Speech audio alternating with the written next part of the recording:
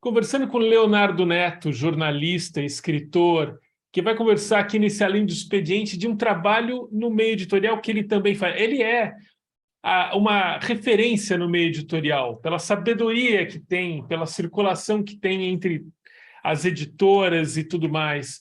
Mas ele também bota a mão na massa. É isso mesmo, Léo? Isso mesmo. Eu acho muito engraçado, André. Primeiro, obrigado pelo convite. É muito bom sempre estar conversando, estar aqui com você e conversando com você é sempre gostoso.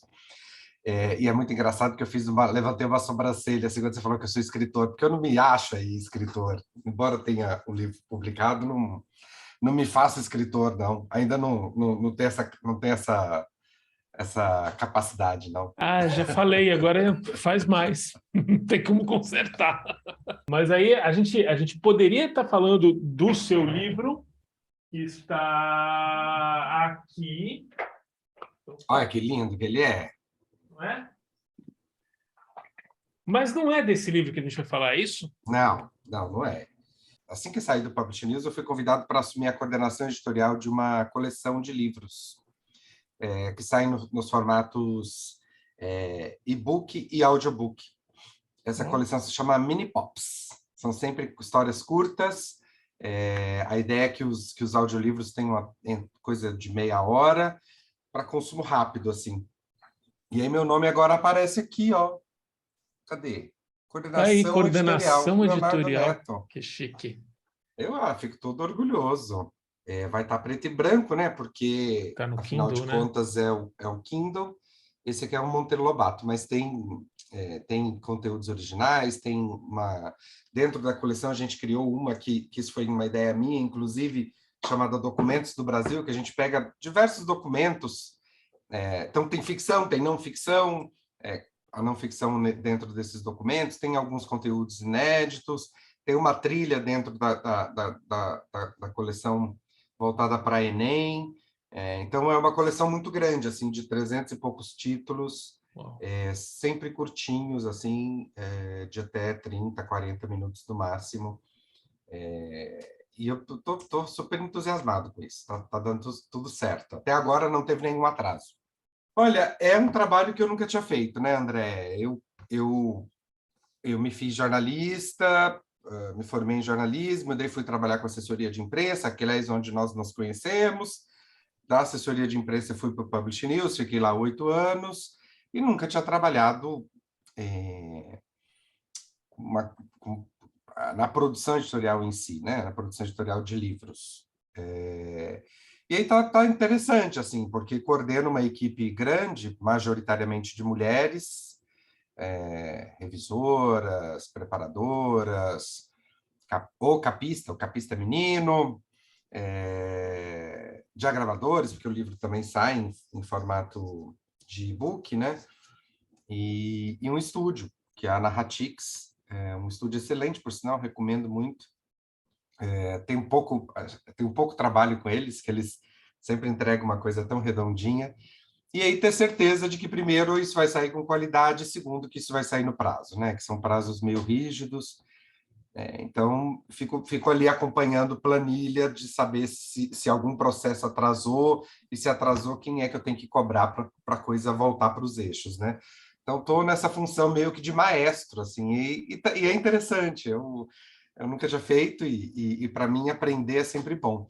E aí, inclusive, fico muito feliz, porque além disso tudo, né, trabalho na LabPub como mediador, e já acompanhei os cursos da Carla e do Guilherme de produção editorial, e para mim foram joias, assim, né? Foram indispensáveis para eu poder entender cada um desses processos e poder saber o que eu tinha que cobrar de cada um, saber brifar o capista, saber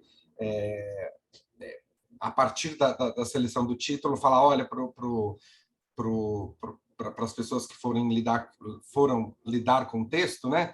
Olha, vamos cuidar disso, acho que isso tem que, como vai para audiolivro, a gente precisa ter um pouco mais de fluidez nessas palavras, e tudo isso, eu estava procurando uma palavra, eufonia, precisamos de eufonia nessa preparação, pensar que isso vai ser lido, né, em voz alta, então isso tudo eu aprendi bastante aí nos cursos da LabPub, né? Sou muito feliz por ter acompanhado como mediador esses cursos. Onde que costuma dar mais encrenca, assim, ou não dá? Quando dá encrenca é em lugares variados, sempre uma surpresa.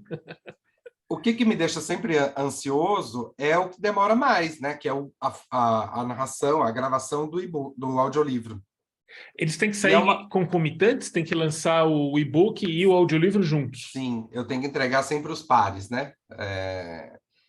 E não que seja um problema, né? Eu acho que a Alexa está falando alguma coisa. Aliás, ela vai falar daqui a pouco. Então não se assustem. Será que eu pauso aqui, André, e desligo ela? Que ela vai falar daqui a pouco. Eu achei que ela estava falando, mas não. Ela vai entregar alguma coisa muito secreta? Ela vai lembrar que a gente tinha essa entrevista marcada às 10 horas. Tudo bem. E ela deve te ajudar também nessa organização, né? Me ajuda mesmo. Mas o estúdio é sempre uma questão, né? Porque não, é um estúdio que está em Brasília, então eu não estou dentro do estúdio para saber em que pé está cada um dos projetos, né? O que eu sei é que o que a gente tem acordado é uma data de entrega. Então, eles me entregam isso religiosamente em dia, assim, no dia 25 de cada mês. Então, dia 25 de cada mês, não me chamem para uma cerveja, não me chamem para nada, porque eu sei que eu vou estar enlouquecido com a entrega desses produtos, né? E fica muito na minha mão também uma outra coisa que tive excelentes professores na vida, né? Que é cuidar desses metadados, isso tudo fica na minha mão. Então, eu sou muito...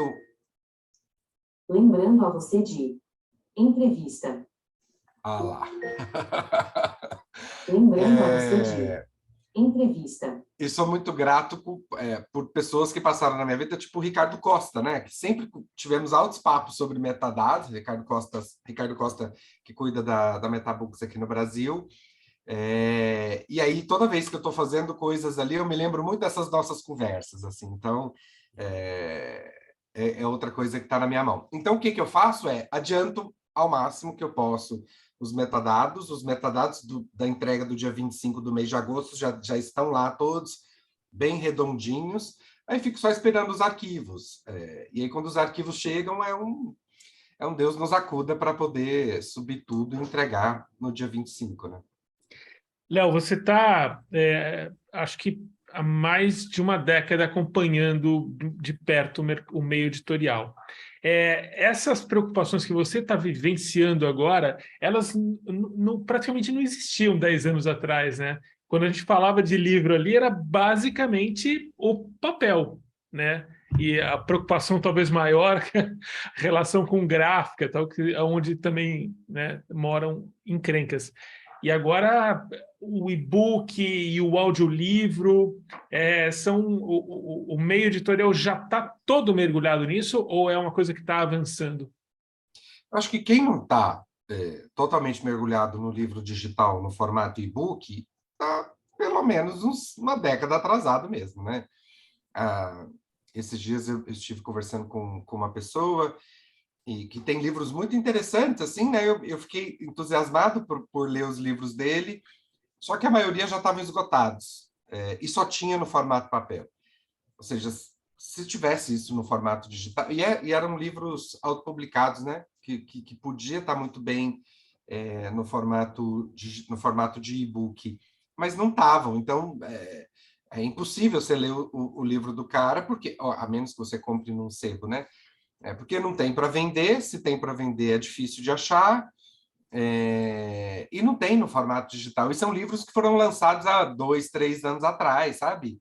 Que fez tiragens muito pequenas. Então, eu acho que isso é uma coisa que não devia estar acontecendo mais, né? Acho que o formato e-book está aí super fácil e acessível para todo mundo. É muito barato fazer isso. Uma vez tendo o livro pronto, converter isso, diagramar e converter isso é muito fácil, né? Não tem muito segredo, não é uma coisa custosa, diferentemente do audiolivro. Então, eu acho assim, que quem não mergulhou de cabeça no e-book tá marcando toca e tá dando bobeira mesmo, assim, sabe? Não faz o menor sentido em 2022, quase 23, ter gente relutante a esse formato. Agora, o audiolivro são outros 500, né? Porque é caro, é custoso, demanda uma produção que é diferente de só converter, não é apertar 2, 3, 4 botões e isso está pronto, né? É um processo que é difícil, que é complexo, e trabalhando com a Narratix eu tenho muita certeza da qualidade, porque eles passam de novo, eles são minuciosos na revisão disso, sabe? Muitas vezes, lidando com textos em domínio público, né? Que dentro a coleção também tem alguns textos em domínio público, tinha lá, por exemplo, mui, em vez de muito. E aí o narrador, por descuido, grava muito. E aí eles me acionam, falam assim, olha, Léo, aconteceu isso, já estamos com o audiolivro pronto aqui. Mas a gente detectou na revisão que, em vez de mui, o cara gravou muito. A gente regrava isso, e aí cabe a mim dizer se não, se sim ou se não, né? Eu optei por não, porque não vai ter esse retrabalho por ter atualizado a palavra mui para muito. Até fica mais sonoramente, fica mais próximo da gente, né? E não perde em sentido. Mas é nesse nível de revisão que eles fazem, né? Então, o livro passa de novo, o texto passa de novo por uma preparação para achar problemas de trava-língua, de palavras que eles não saibam qual é a sonoridade que essas palavras têm, como é que se pronuncia aquelas palavras. Eventualmente vai ter uma palavra estrangeira e eles precisam entender como é que se fala aquilo. Então passa por toda essa preparação, aí grava. Depois de gravado, eles passam por uma revisão, e essa gravação demora, custosa, passa por uma revisão e só então eles nos entregam esse arquivo, né? Então é um trabalho custoso, é um trabalho difícil. Fiz a curadoria do Papo de Mercado dentro da Bienal do Livro, e ali a gente teve a participação de 2 alemães, o Jens e o Richard, o Jens da Bookwire e o Richard da Metabooks, que eles trouxeram a história de que na Alemanha já estão experimentando comercialmente uma tecnologia que transforma esse texto em texto lido, né? Sem parecer ser robótico, com uma entonação adequada. A inteligência artificial já está caminhando para isso. Se por um lado vai baratear, por outro, muita gente vai perder trabalho, né? Esse tanto de narrador que a gente tem formado no mercado, e excelentes narradores, por sinal, se uma tecnologia dessa é empregada em massa, obviamente que isso elimina essa posição, né? essa categoria de trabalhadores. Mas, de todo modo, por outro lado, isso pode baratear o custo de produção de um audiobook, né? Mas isso é uma tecnologia que está sendo usada lá, ainda não chegou aqui. O que a gente tem parecido não consegue emular efetivamente a voz humana, vai ficar sempre uma voz meio metalizada, meio sem entonação. Então, por enquanto, o que nós temos é um processo que é custoso, que é difícil, que despende dinheiro, né? E então, aí eu entendo editoras não estarem investindo em audiolivros. E aí, e olhando por outro prisma dessa mesma história, né? A gente não formou ainda uma base consumidora de audiolivros, como aconteceu em países da Alemanha e nos Estados Unidos, né? Países da Europa e nos Estados Unidos. Falei Alemanha porque a Alemanha é um desses mercados, mas também a Suécia, a Inglaterra também cresceu bastante, e nos Estados Unidos isso é super potente, né? Aqui a gente não teve essa virada de chavinha, e aí a gente pode se perguntar se a gente não teve essa virada de chavinha porque a gente não tem catálogo, ou a gente não tem catálogo porque não tem consumidor. Enfim, investir num negócio que não vai ter quem compre, investir alto num negócio que não vai ter quem compre, pode ser uma estupidez, né? Então, são perguntas que eu sempre me faço, assim, sabe? Esse efeito Tostines aí, se a gente não tem mais consumidores porque não tem catálogo, ou se a gente não tem catálogo porque não tem consumidores. É isso. No próximo Além do Expediente, o Léo vai contar da coleção de livros holográficos que ele vai comandar, Discutimos muito sobre isso também lá no Papo de Mercado. Aliás, essa é uma outra coisa além do expediente, essa me orgulho muito, assim. Recentemente, a International Publishers Association, que esteve conosco lá dentro do Papo de Mercado, anunciou a sua programação do Encontro Internacional de Editores em Jacarta. Muitas mesas são bem parecidinhas com as que eu propus, eu preciso dizer. Até o Metadados está lá. Até o metaverso está lá. Metaverso, metadados, metaverso, metafísico, metanfetamina. Assim